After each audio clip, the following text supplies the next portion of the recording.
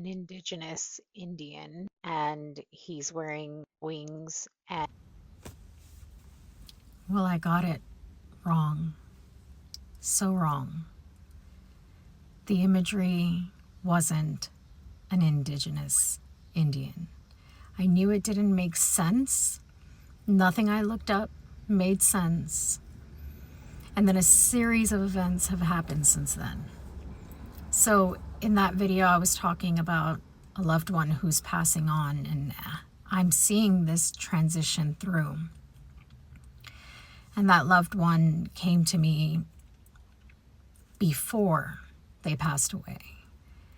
And at one point, they were given a medication to help ease them into their next life.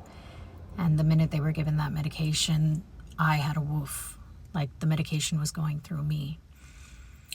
And I've seen this person through until we laid them to rest today.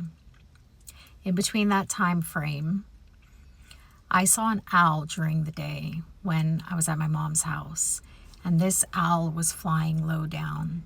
And when I looked up, he had such a huge wingspan. He flew over me, flew over my mom's house, and he was so low. And I didn't think anything of it. I just kind of put it out of my mind and thought that was beautiful imagery to be able to see that during the day. It was almost dusk, but it was still bright outside. Today, after the loved one was laid to rest, they came in one final spirit image to me, and it was their resting. They're resting. The outfit that they're going to be in the afterlife, their smile. It was so beautiful because I was there from the beginning to the end. And then once that spirit crossed over, it was like the finale. They're fully at peace. And it just made me feel like I'm getting so close to figuring out what this is. And I think I did it, you guys. As we were driving around the cemetery, from my peripheral vision, I caught sight of the ground, and there was a feather in the ground. And I was so jolted by this feather that I told my husband, pull over, there's a feather over there and I have to go get it. And he said, you want to go get it? And I said, yes, I have to pick up that feather. And when I picked it up, it was an owl's feather. And the symbolism of owls and the afterlife, they are the protectors of the afterlife. They are the protectors of people who have passed on, spirits that have passed on. And then it dawned on me. It came like it was literally hitting me in the face with it. Why I didn't think of this before, I don't know.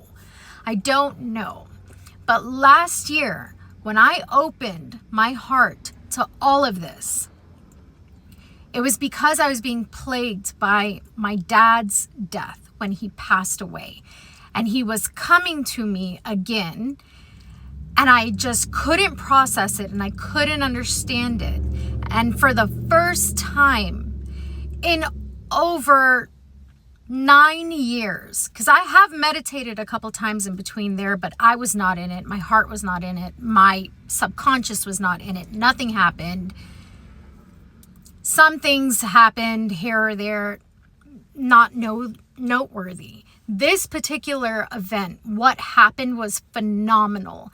I asked in my subconscious, show me life after death. Show me what happens, but show me from the beginning of time how we as humans handle life after death. And Anubis came to me. Anubis told me every single step of the way of what happens in the earthly realm And then what happens in the afterlife, that is a story for a different day, a different video. All of this is besides the point. I opened my door to something. Anubis came to me. And then, as I am protecting my energy and learning to build on this, I've been really calm about it. Really calm. And I know for a fact, spirits are coming to me when they're still in limbo. They're still a little bit here, and they know they're going to step into their there. And with that, I have understood that I am the person that they're coming to when they know they're going to pass away, and they know they're going to need a passage into the afterlife.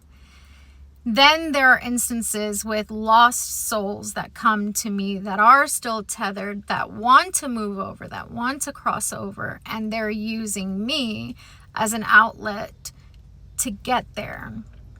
And the person that I saw in my vision that I thought was an indigenous person, it didn't make sense. None of my research was pulling up anything. And if you hyper focus on anything in life, then you know the type of research I went into. It was not indigenous.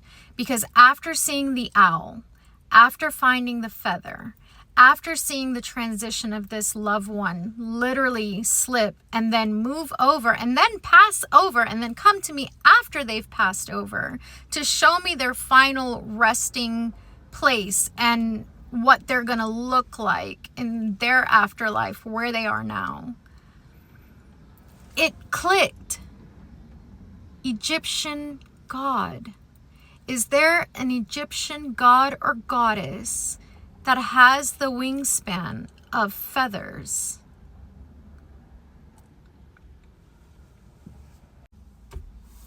Nephthys. She helps guide spirits into the afterlife. There's some sightings that say she used the owl as a guide, since owls are nocturnal, to lead the spirits into the afterlife. And she's Anubis's mother, and she is the protector of people passing over. And then it came to me. Anubis chose me that day last year for a reason. He knows my connection to death. He knows my connection for loss, confusion, pain, suffering. And he gifted me with his words. That's another video for another day. And his mother was a guide.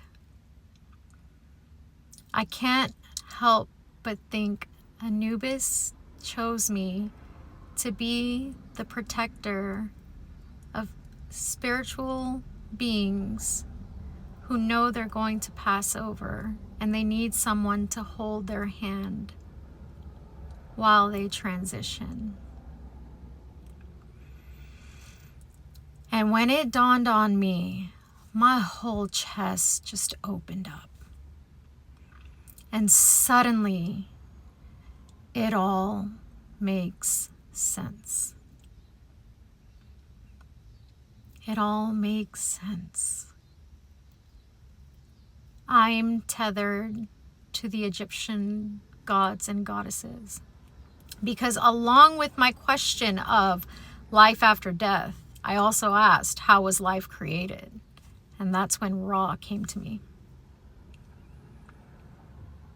It can't be a coincidence. It really can't.